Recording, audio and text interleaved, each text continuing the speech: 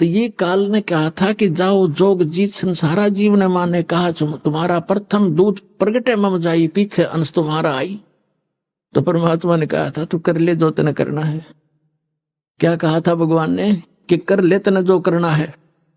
मालूम था मालिक ने दानी जान था तो बालक उसके सामने।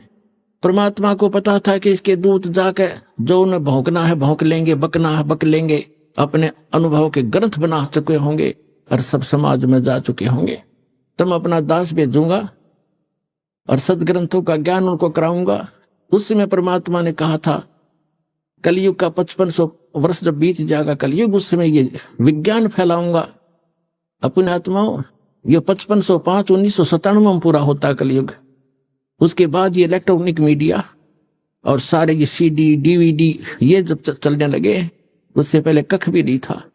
इसलिए परमात्मा ने कहा था कि मेरा बच्चा जब जाएगा पीछे ते सब सदग्रंथों को रूबरू करेगा और उनके काल के दूतों के बनाए हुए अनुभव उनके पास होंगे, लिखे हुए होंगे। ओरिजिनल और डुप्लीकेट नोट को दिखाएगा सामने सामने करके। मेरे बच्चे मुझे समझ जाएंगे, 1 मिनट में छोड़कर मेरे पास आ जाएंगे, उनका कल्याण होगा।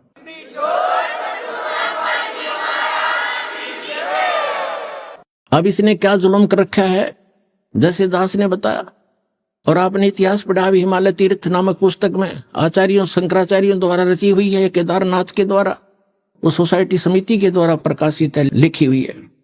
इसमें कहा कि एक नर और नारायण नाम के 2 भगत थे और वो तपस्या कर रहे थे शिव जी की। वो करें किसकी, तो कर ही रहे थे, भक्ति आके खड़ा हो गया। यू काल आ गया शिव रूप धारण करके और उनके मन में प्रेरणा कर दी।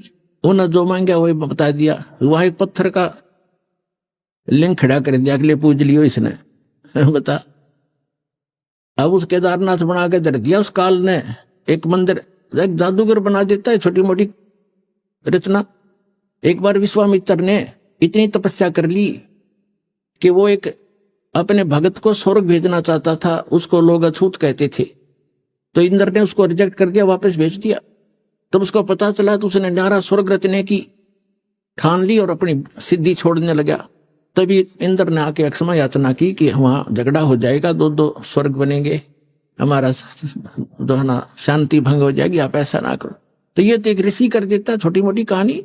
क्या इससे मोक्ष हो गया? एक पत्थर का टुकड़ा स्थापित कर दिया लिंग और उसको कह दिया तुम इसने पूजने जाइयो। ये काल का जाल है। उसके बाद क्या हुआ आगे कथा सुनाते हैं, ये कैसे छल करता है जीव के साथ। ये तो केदारनाथ की स्थापना आपने सुन ली कि नर और नारायण नाम के 2 ऋषि भक्ति करे थे। यू आके खड़ा हो गया काल के मांगो क्या मांगते हो। उन्होंने क्या मांगा कि आप यहीं रही हो। तो उसने पत्थर का लिंग बना दिया, किसी ने पूज लियो और वो खिस गया। अब हमारे जो माथा उस पत्थर में पूजे जाओ उसको। अब आगे एक और अजब कहानी आपको सुनाते हैं हिमालय तीर्थ के अंदर, देखिएगा। हिमालय तीर्थ है ये और JP नबूरी उप मुख्य कार्यकारी श्री बद्रीनाथ केदारनाथ मंदिर समिति, ये ट्रैक्स एंड टूर्स कोलकाता, ये यहां से छपी है। हिमालय तीर्थ बाय JP नबूरी, ये सारा रंजू चक्रवर्ती प्रकाशक हैं, 76A/1 बामा चंद्राय रोड कलकत्ता। JP नबूरी ग्रंथ तो मुद्रक हैं, गिरी प्रिंट सर्विस कलकत्ता, कीमत इतनी, ये सारा। अब इसके हम यहां आते हैं। अब यहां तक हम पढ़ चुके थे 18 पृष्ठ पे कि ऋषि श्री नर और नारायण ने भगवान शिव को प्रसन्न करने के लिए बड़ी कठिन तपस्या की। इस तपस्या से तीनों लोकों में उनकी चर्चा होने लगी, जिसकी सभी लोकों में प्रशंसा होने लगी। फलस्वरूप भगवान शंकर भी नर नारायण की तपस्या से प्रसन्न हुए और उन्हें प्रत्यक्ष प्रकट होकर ऋषियों को दर्शन दिए। उन दोनों ऋषियों ने भगवान भोलेनाथ के दर्शन से आनंद विभोर होकर स्तुतियों और मंत्रों से उनकी पूजा अर्चना की। भगवान शिव ने अत्यंत प्रसन्न होकर उनसे वर मांगने को कहा। तो भगवान शंकर की यह बात सुनकर उन दोनों ऋषियों ने देवादिदेव महादेव से प्रार्थना की, हे प्रभु, यदि आप प्रसन्न हैं और वर देना चाहते हैं तो अपने इसी स्वरूप में जगत कल्याण एवं हमारी पूजा प्राप्त करने हेतु यहाँ सचित होवें, ताकि जगत का महान उपकार एवं भक्तों को मनोरथ आपके दर्शनों से परिपूर्ण हो। इस प्रकार भगवान शंकर नर नारायण की भक्ति से प्रसन्न होकर वो वहां स्थित हुए। बताओ, अब कहते हैं देवादिदेव महादेव भी यदि आप हम पर प्रसन्न हो तो भक्तों के कल्याण हेतु आप सदा सदा के लिए अपने स्वरूप को इस स्थान पर स्थापित करने की कृपा करें।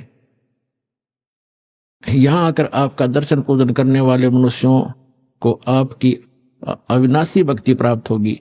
ऋषियों की प्रार्थना सुनकर भगवान शिव ने ज्योतिर्लिंग के रूप में वहां वास करना स्वीकार किया। भगवान शिव से वर मांगते हुए नर और नारायण ऋषियों ने इस ज्योतिर्लिंग और इस पवित्र स्थान के विषय में जो कुछ कहा हुआ है अक्सर से सत्य है। इस ज्योतिर्लिंग के दर्शन पूजन तथा या स्नान दान करने से भक्तों, अब हम 19 पृष्ठ पर आगे हिमालय तीर्थ के लौकिक फलों की प्राप्ति के साथ साथ अचल शिव भक्ति और साथ ही मोक्ष की प्राप्ति भी सहज हो जाती है। हिमालय में केदार नामक पर्वत शिखर पर प्रतिष्ठित होने के कारण यह ज्योतिर्लिंग को श्री केदारेश्वर ज्योतिर्लिंग के नाम से जाना जाता है। केदार शब्द का शाब्दिक अर्थ ऐसे स्थान से होता है जहां दलदल एवं अति मात्रा में पानी हो। अब केदार क्षेत्र में यही स्थिति है क्योंकि भगवान शंकर जलधारा प्रिय हैं। नर और नारायण ऋषियों के पश्चात अन्य ऋषि मुनि व भक्तों द्वारा यह ज्योतिर्लिंग पूजित रहा। तत्पश्चात महाभारत काल में पांडव गोत्र हत्या अर्थात महाभारत युद्ध में अपने भाई बंधुओं आदि की हत्या के पाप से मुक्ति हेतु यहाँ पर देवादिदेव महादेव की आराधना की गई। अपने आत्मा ये काल क्या करता है, कैसे छल किया उसने, उनके अंदर यह प्रेरणा भर दी क्योंकि इसके रिमोट में है कि आप यहाँ स्थापित हों। उसने एक पत्थर धर दिया, लिंग पत्थर का टुकड़ा, कि इसने पूज लिया करियो। काल कह रहा मैं ऐसे भ्रमित करूंगा इन सभी को